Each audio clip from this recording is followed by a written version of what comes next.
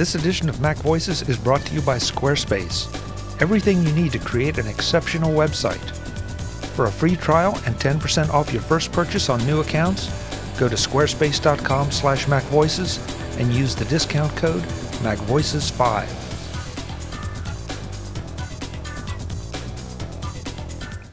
Welcome to Mac Voices. This is the talk of the Mac community. I'm Chuck Joyner. Folks, it seems like we don't often enough get to welcome somebody new to a new project. And I mean by that, there's so many websites out there that are so well established and do a great job. There's so many authors. There's so many things that have been around for a while. Our guest today is somebody that's been around for a while, but he's launched something brand new. Jim Tanous, you recognize him from being on the Mac jury, but he's now doing the new tech news site, I guess is the best way to say it, TekRevue. Jim, it's great to have you. Thanks for being here. Oh, it's my pleasure, Chuck. Thanks so much. Jim, a new tech news site. Have you lost your mind? Yeah, a little bit. Yeah. Yeah, I've been working for Mac Observer. I really enjoy it, and my leaving them was nothing to do with dissatisfaction with them. It was just through my whole life, I've been interested in a wide variety of tech, not just Apple. You know, I have a respect for and enjoy Microsoft products. I like gaming. I like Linux. And so my goal here was to create something that allowed me to cover that broader area of tech, not just be focused on one company or one portion of the industry. Now, of course, I'm laughing about that because I know you from your writings at the Mac Observer, from serving on the Mac jury. And I have to say, I thought it was a very classy way that the Mac Observer kind of wished you well. When you decided to go over here, they published a story about it and said, you know, we're sorry you won't be here, but he's over there doing his thing. So that's great. But seriously, why a tech news site and why now? Isn't there enough competition out there? Oh, there's tons of competition, and it's. I mean, I in my intro article when I launched the site, I said we are entering a crowded field, and that was an understatement. But from my perspective, none of these sites that are out there hit the mark exactly, at least the way I want it to be hit. You've got sites that cover a broad area of tech, but they don't sometimes. I don't want to name names, but they don't always go into a lot of depth. They write a token paragraph, and here's the link. Or you've got sites that really take the technical aspect really seriously, and they write, dissertation length, 50-page articles on a microprocessor, and that's great too. And there's definitely a need for that, but from my perspective, looking at what was out there, I had not found anything that covered the topics I wanted to cover with the correct depth, which is a mix between those little paragraphs and the dissertations. You know, it's enough to describe what's going on, but also provide the context. And this is something I learned at Mac Observer, and Brian and Dave and Jeff, the guys over there, really taught me to really look at context. You know, it's important when you're writing a story. You have to assume that the reader has never heard of the topic before. This may be an update on a long-running litigation or a new technical development, but it's important to talk about what's going on now, but then at the end of the article to kind of go back and explain why this is important. What's the history? How did we arrive at this point that's causing the news? And that's what I'm really striving to do with TekRevue is provide that broad perspective with enough information to really give readers an idea of what's going on. I feel like we are kindred spirits here because the way I've approached Mac Voices and all my shows is not to fall into somebody else's mold. There are plenty of other shows out there, but to do it the way that kind of suits me, the way I want to see it done, and nobody's doing it. And that sounds like exactly what you're doing. That's very cool. Yeah, exactly. And the truth is, I don't know where the original saying kind of traces back to, but do what you love. Just do. Find something you like to do and do it the way you want to do it. And that's really what I'm taking my approaches here. This is the site the way I want to do it. These are the topics that I want to cover, the things that I think are important to the industry, and I'm going to cover them the way that I always wanted to cover them. And I don't think I may be a little bit unique, but I'm probably not totally alone in the way I think. So I think that by taking that approach, there is a lot of value there that can be brought to this very crowded industry. That's great. That's great. Now, the other thing that we're kindred spirits in, and I don't get to have this pleasure very often, is this is an all Pennsylvania show. Yes, sir. I'm in Harrisburg. You're in Erie. Yep. So I'll ask you the question that I get asked so often. Can you do an adequate job, an acceptable job, a decent job of covering tech news and information when you're not sitting at the center of Silicon Valley or another recognized tech hub? Sure, and I think absolutely. There's definitely challenges, but in some ways there's also advantages, which I'm sure you've come to learn now after so many years. It is hard not being able to meet people. Having to do this over, even as close as we are, having to do it over voice or having to do it through email. I don't get to go to the parties and meet folks one-to-one, but communicating with them, with the internet and the way things are now, it's so easy to communicate, and being able to be outside of that echo chamber. I mean, I think one of the dangerous things, and maybe we can talk about this more later, is how this whole industry is starting to become an echo chamber. The Google Glass is a great example. This product's coming out in all of this established sites that have their headquarters in Silicon Valley, in New York City. They're all taking the same tone with this product, and there's not a lot of diverse opinions. And so by being here in average America, in Erie, Pennsylvania, a town of about 100,000, with no major tech industry, I'm able to take a look from the outside, get that kind of perspective. And then also, one of the things I do too is a lot of tips on the site. I do a lot of how-tos and tutorials. I'm able to approach that with the idea that the people I interact with personally day to day aren't into tech, and they're not living right next door to Google. So they, it's sorry, I'm trying to articulate this, but it's valuable to understand that people live outside of this world. And that helps me write to them and also write to the industry and bring them in, because it's important going forward that everybody's in this conversation. And a lot of tech sites don't target that audience that's not involved in this day to day. That's such an important point. I think your perspective is right on, because there is an echo chamber out there. There is a hipster culture. There is, if you think Google Glass isn't it, then, well, you just clearly are disconnected. And I've argued the point plenty of times on the show. How can products be late when they haven't been announced? A ship date hasn't been announced. How can you say that something is going to change the industry when it hasn't even been tried and tested, and see if the public, and I mean the general public, not the tech public, will accept it? So I think that's spot on. I think there are some advantages. The disadvantages, you're right. You don't have that connection. But on the other hand, if you were 15, 20 miles away, we might get together to do the interview, but every time I want to talk to you, I'm going to pick up the phone or hit the button on Skype. So I don't feel like that is that much of a disadvantage. I do sometimes wonder, though, if my perspective gets skewed, and maybe I'm curious to see if you do, by not being around more technical people, that sometimes you go a little bit lower on the totem pole. Is that a danger for you? Well, I think it's really hard to assess for me at this point. I'm a relatively unknown commodity. I mean, I've written for the Mac Observer for well over a year. I've been in the industry. I've worked for companies in technology, but I'm not an established figure where I think I could gauge that at this point. Nobody knows who I am really yet. I mean, I've got a great following at the Mac Observer, and I love the audience we had there, and some of them have joined me at TekRevue as well.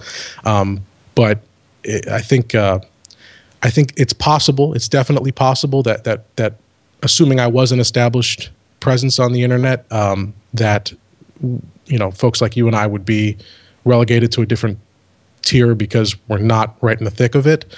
But again, that's our challenge, and that's our challenge to overcome. And we do that by just writing the right kind of stuff, providing the proper analysis, and covering the stories that are worth covering, and separating the garbage out, I think. Now that we've done a deep dive into philosophy, or I don't know how that happened. What you mentioned up front, that you enjoy all levels and all kinds of tech. What can we expect to see on TekRevue? Sure. Well, definitely Apple, and that's I still follow Apple as I did in the same vein at Mac Observer. I'm not trying to compete with Mac Observer, but that Apple's major force in the industry. So we're going to cover news and litigation, technical developments, patents, things related to that. Gaming is another big area that I just enjoy. So a lot of coverage of the new Xbox that's going to be coming out, the PS4, and a lot of, like I said before, a lot of tips. That's really a thing where I found a really good niche at Mac Observer in writing tips that were well appreciated, I think, by the audience. And so I really enjoy that. I enjoy helping people, getting those emails that I've helped people. And so you're gonna, if you're looking for tips, both not just Apple, but gaming tips, Windows tips, a lot of that there as well.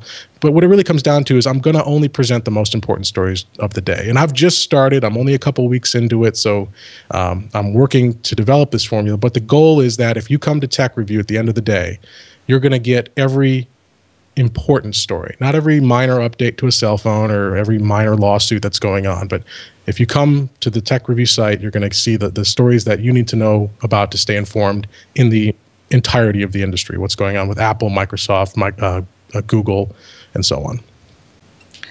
That can be very valuable if you can. Well, and this was going to be the next question anyway. So some of our friends have sites that have a lot of journalistic integrity. The Mac Observer, since that's the one that's on the table right now, they cover the Apple world, but they try to do it, I think, for the most part, with a pretty level kind of eye. You know, if there's something to be criticized, they criticize it. Some of the editorials might go another direction, but that's okay because that's what I do too. You know, I admit to a definite bias. Do you have a bias that we should either be looking for or on the lookout for, or are you going to try to play it as straight across as you can? Well, I'm definitely going to try to play it very straight. The articles, as you'll see if you come to this site, the articles are written very neutrally. They're written as professional news articles. They're not written with they're not editorials. We'll say that. But everybody has biases, and I have biases too. I mean, I love Apple, but I'm sometimes frustrated a little bit with a lot of some of their business practices, like Microsoft, but in the same vein, some of the things they've done in the past have really irked me. I guess the one thing is that, and I'm trying to work on this, I have never held a high opinion of Android. I like Google and some of their services, but I've never really gotten into the Android world, I suppose you could say. And so I cover it, but I can't promise that some hidden disinterest won't sneak out, as opposed to things. I know last time you and I spoke, you and John were baffled by my interest in Windows Phone, and so I'm really interested in Windows Phone. So you may see an article on Windows Phone, but you may not see an article on an Android phone development. If it's really important, you will. But there's going to be those times where it's only me writing. It's just me. I don't have a staff yet, so I got to pick and choose and where my energies go. And so if you're really, really into Android, maybe email me and change my mind, but right now there's not going to be a ton of Android coverage. And I want to be very clear to you and to the viewers that asking about a bias is not necessarily a bad thing. Bias tends to seem to have a negative connotation, and I don't see it that way as long as it's clear and stated. There's some sites, and again, I'm not going to say anything because I don't want anybody to challenge it. But they have a very pro-Apple bias, and that's fine if I know that going in.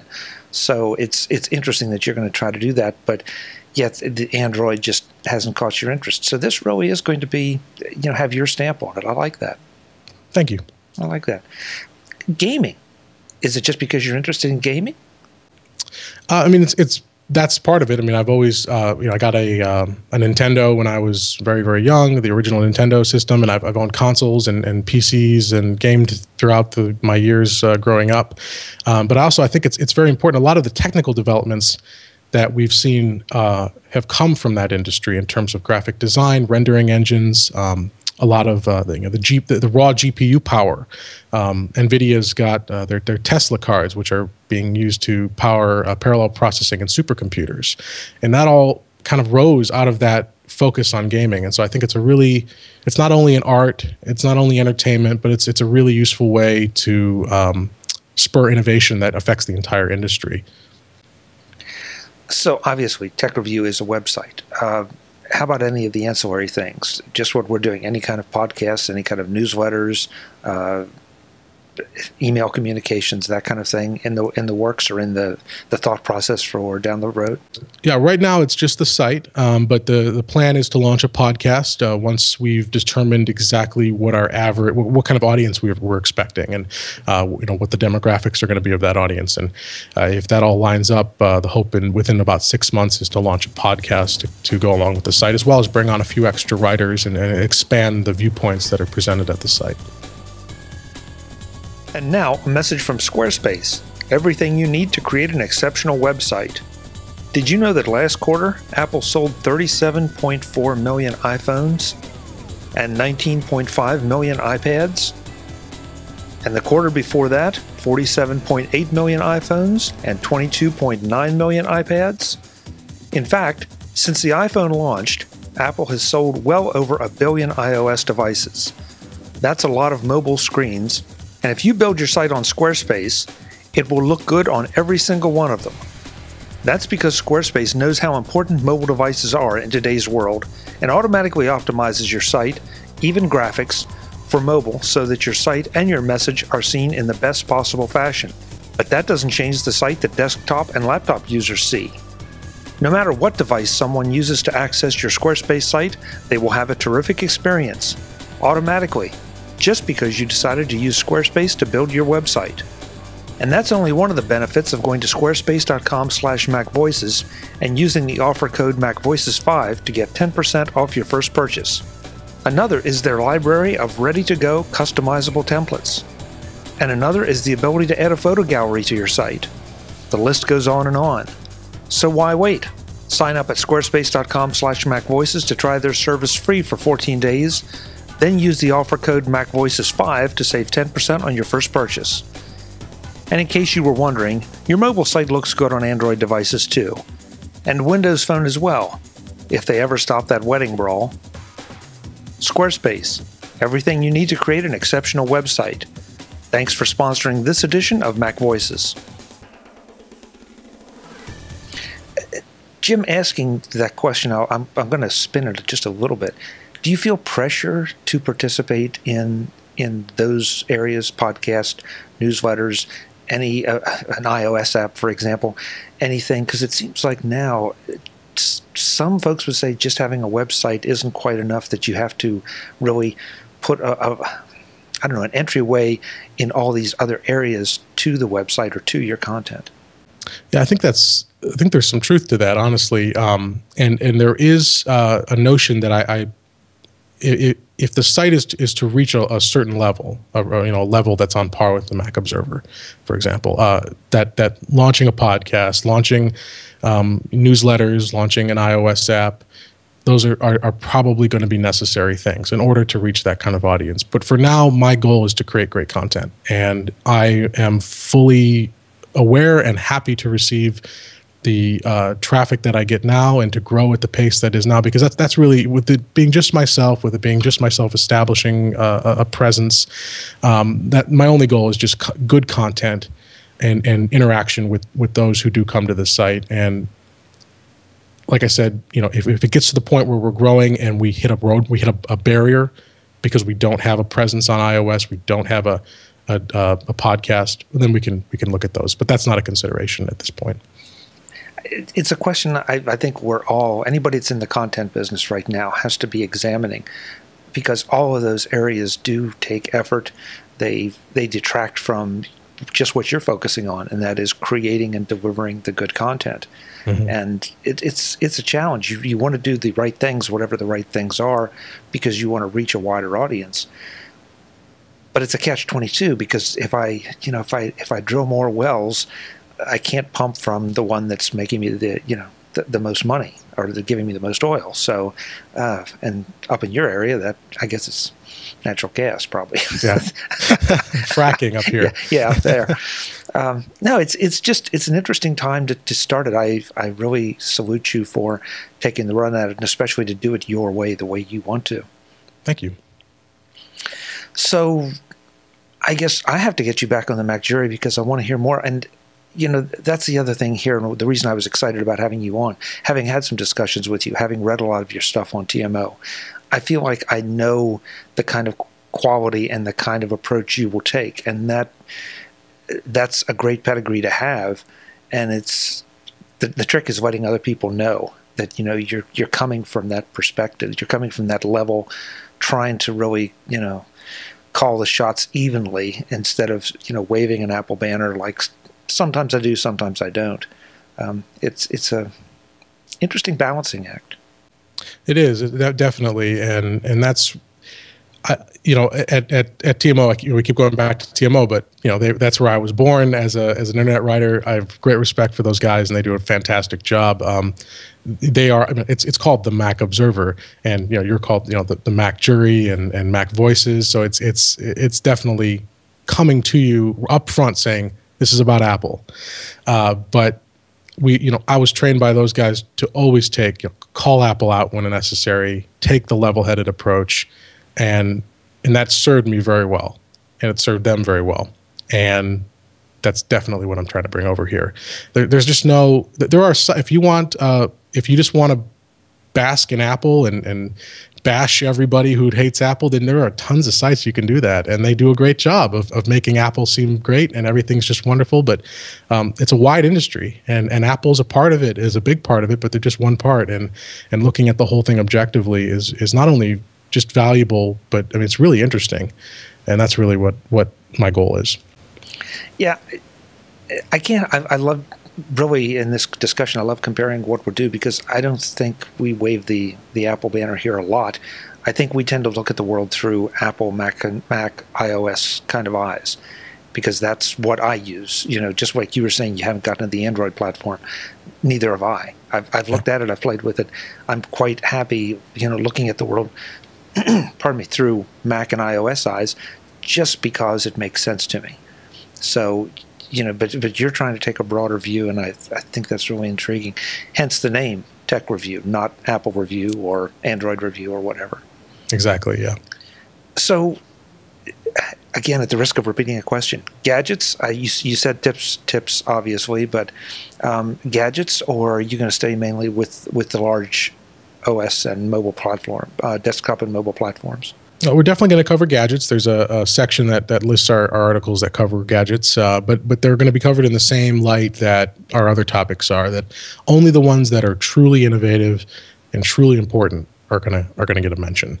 Because there's millions of gadgets, and it's just impossible to cover every little one of them. And they may be very useful, and some folks may want to hear about them. But like I said, with focusing my energies and trying to pick my battles, there's a time and a place for a gadget to be mentioned and to be covered and to be reviewed, and that's what we're going to look for, those really unique marquee products. Pick your battles is a very interesting phrase. You end up being a curator of all the press releases, all the information, everything that comes at you on a regular basis. I know some people say, boy, it'd be great to get all this stuff mailed to me.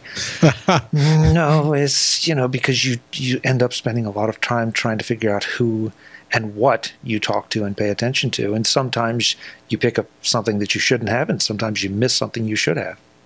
Absolutely, and I had the same view when I first joined Mac Observer.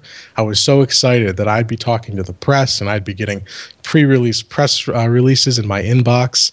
That lasted about a week, and now you get 600 emails a day, and you're just paging down trying to get through all the junk and find the ones that are really worth talking about. And also it's.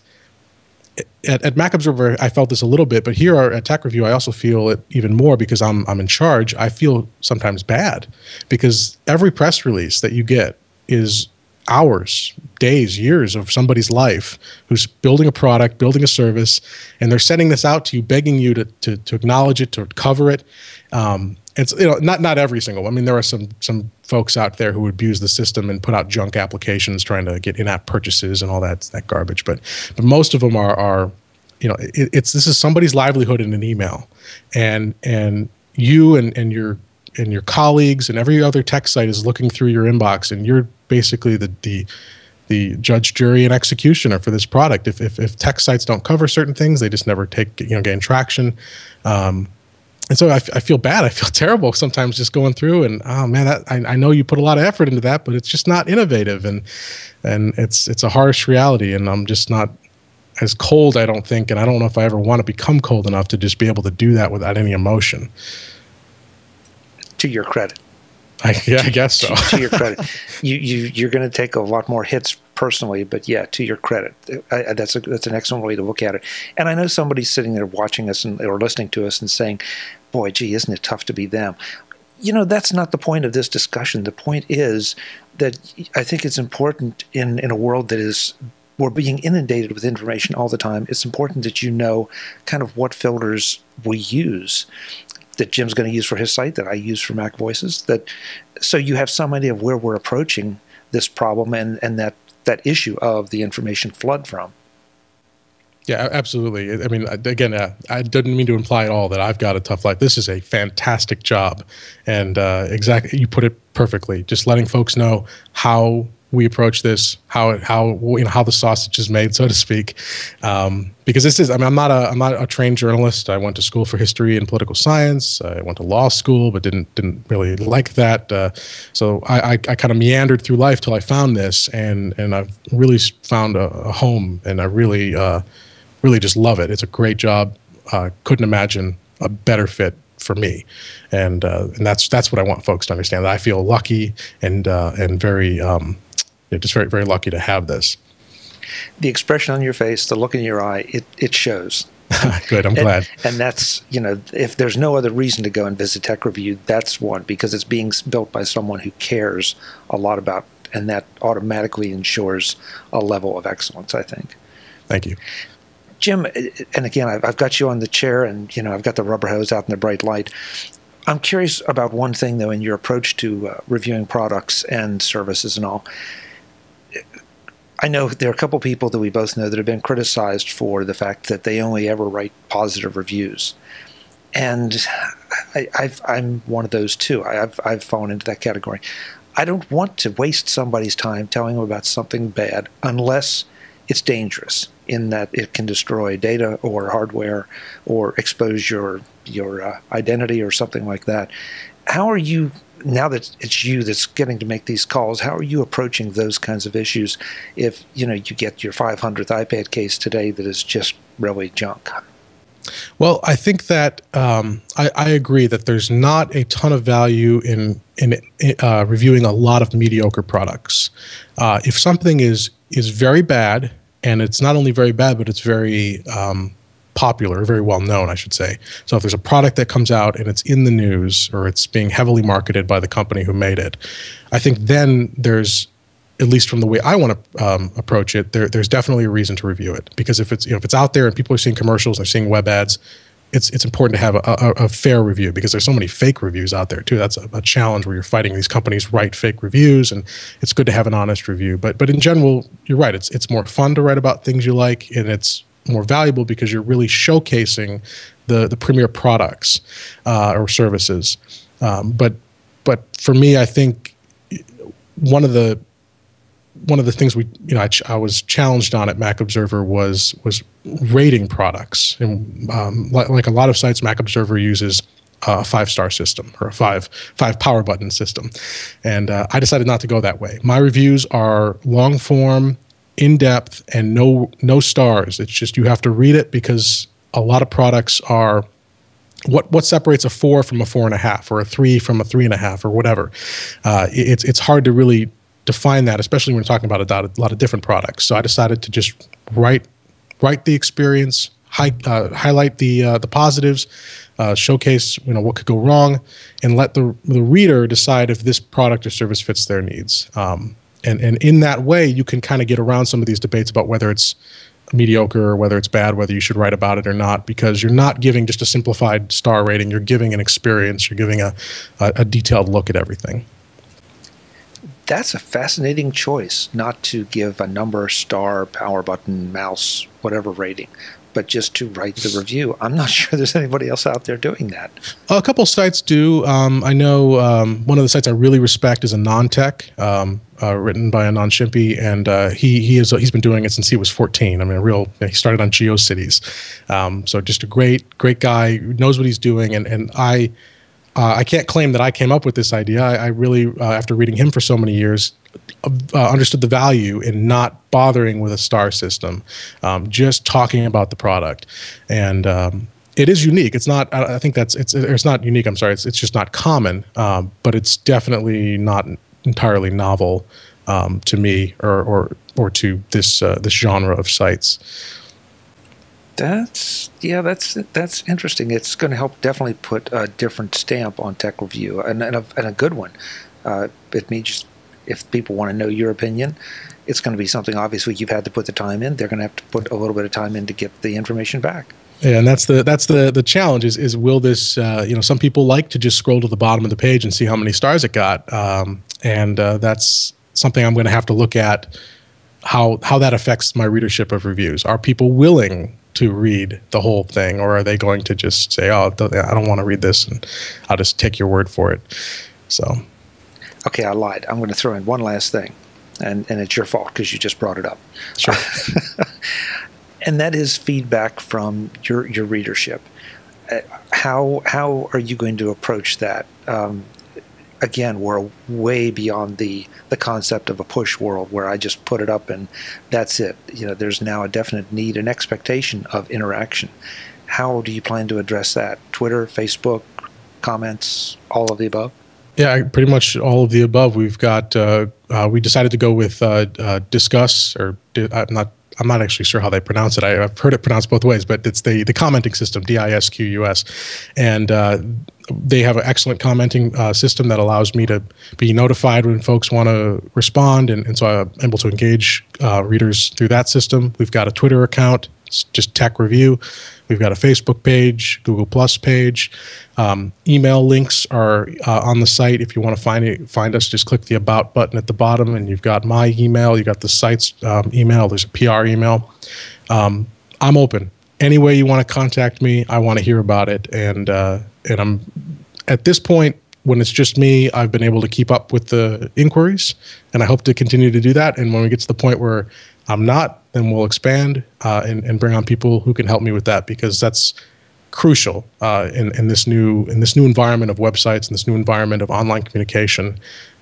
Staying in touch with your readers, getting feedback, not only feedback so that so that you can change to how they suggest but the feedback goes the other way too, so you can explain yourself better on a more personal basis, why you covered something the way you did, why something's laid out the way it is. That's really, really important, and that's another primary goal of our site. So to everybody out there, if you ever want to contact me, please call me, or not call me, I'm sorry, but send me an email or send me a Twitter tweet, and I'm always open to feedback and communication that way. You don't plan on sleeping much, do you? No, I've got a 10-month-old, so I'm used to not sleeping much. Wow, you're taking on all this with a 10-month-old too. Well, I figured I was only sleeping about 2 hours a night on average anyway, so I could just continue and just do this and heat up bottles while posting news. It works great. Folks, go to TekRevue, please. I feel sorry for Jim. Go to TekRevue. Jim, it's so much fun talking to you. Thank you so much. We'll have you back on the Mac jury, but in the meantime, best of luck with TekRevue. I hope it turns out to be everything you want it to and a whole lot more. Great. Well, thank you so much, Chuck. And if I could just clarify, I'm already regretting the way I spelled it, because some folks are having a hard time finding it, especially if they're listening and not seeing it. It's TekRevue, TekRevue. That's the site, TekRevue.com. So I've been having folks tell me they can't find it. They're trying to go to like TekRevue, REVIEW, something like that. So I would think that name is probably taken. It was, and it was taken, and it's not being used, and the person who wants it, or the person who owns it, wants an unreasonable amount of money for it. So, but hey, that's okay. Yeah. So what's new about that kind of thing?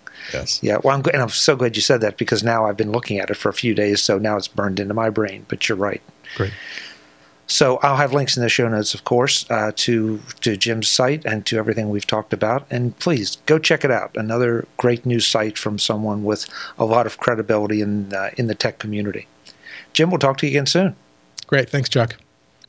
Folks, this is Mac Voices, the talk of the Mac community. I'm Chuck Joyner. We will be back with a whole lot more. Please visit our website, subscribe to our newsletter, and stay in touch with us on Twitter, Facebook, LinkedIn, app.net, kind of like Jim, everywhere. Until the next time, thanks for watching. Visit MacVoices.com for links, show notes, to subscribe, to connect with Chuck on Twitter, app.net, Google+, Facebook, and for more Apple, Mac, and tech-related shows, including Mac Voices, Mac Notables, the Mac Jury, and the Mac Voices Briefing. Advertising handled by Backbeat Media at backbeatmedia.com.